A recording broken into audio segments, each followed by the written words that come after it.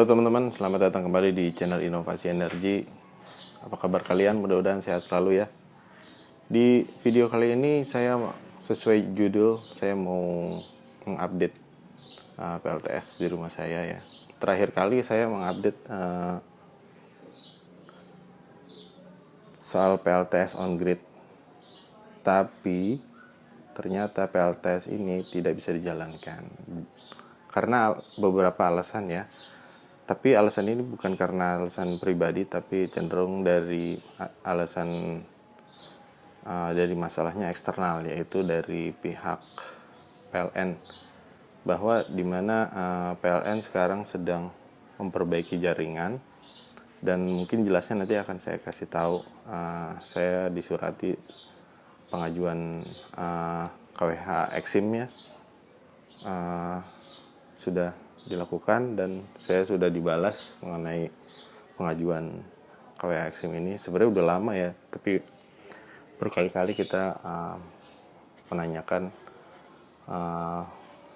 pembalasnya memang cukup lama karena memang kebijakan dari PLN dan Kementerian SDM saling berkaitan gitu.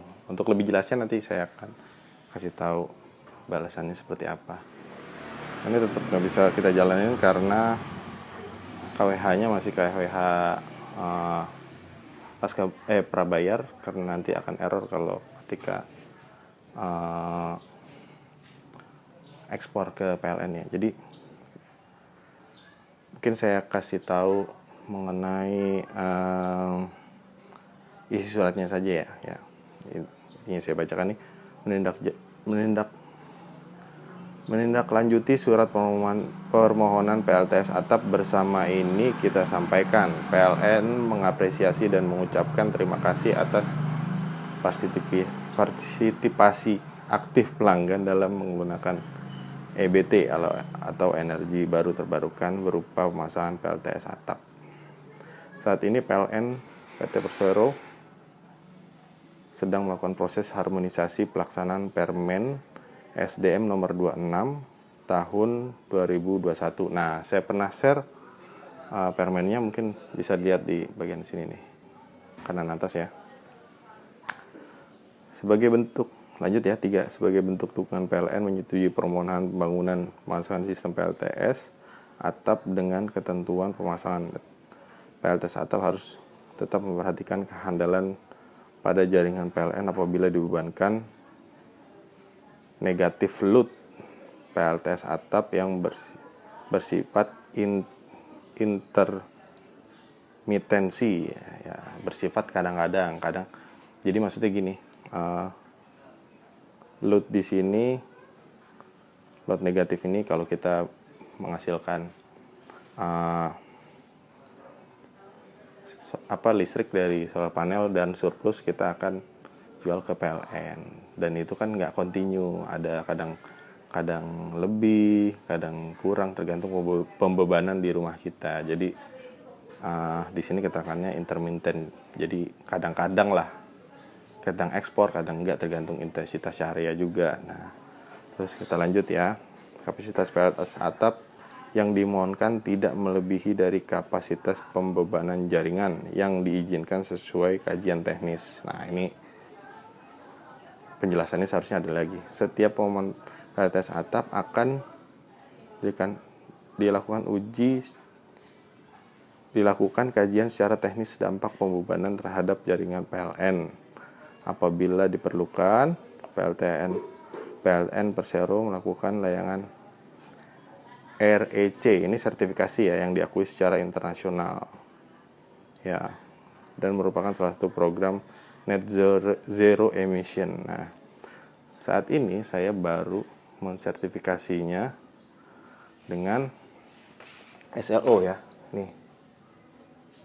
Nah, ini nih, SLO ya, dari PT PPILN. Oke. Jadi sertifikasinya akan ditingkatkan ke sertifikasi internasional gitu. Dan poinnya sebenarnya ada di poin 4 sih ya. Keterangannya saat ini PLN memiliki kecukupan energi, beban dasar pada siang hari, maka dari itu pengaturan kami lakukan karena dapat berakibat tertanggungnya sistem PLN apabila masuk beban negatif dari PLTS. Intinya jaringan PLN intinya PLN oversupply lah intinya. Jadi tidak sebenarnya tanpa harus ada energi atau beban negatif atau listrik ekspor dari kita, itu PLN sudah cukup intinya gitu. Jadi memang ini agak sulit jadinya ya. Jadi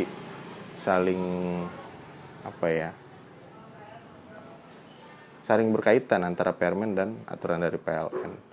Jadi intinya PLN belum akan dikaji ulang mengenai KWH Eksim ini. Jadi untuk sekarang belum bisa diterapkan, entah kapan gitu, karena kondisinya PLN sedang kelebihan suplai gitu. Sementara kita di sini malah menghasilkan listrik sendiri gitu. Jadi ya sudah, karena aturan sudah menjadi aturan dan kita harus taati, berarti ini tidak bisa dijalankan untuk sementara. Karena buat saya kalau tidak bisa ekspor ke PLN, maka kita akan tidak maksimal ya menghemat. Lalu bagaimana? Ya dibilang sedih sih ya enggak sedih sih, tapi ya menyesalkan, menyayangkan lah. Udah kita buat ini juga standarnya, saya yakin kalau dicek sertifikasi internasional, saya rasa ini sudah mumpuni ya yang saya buat ini, layout seperti ini.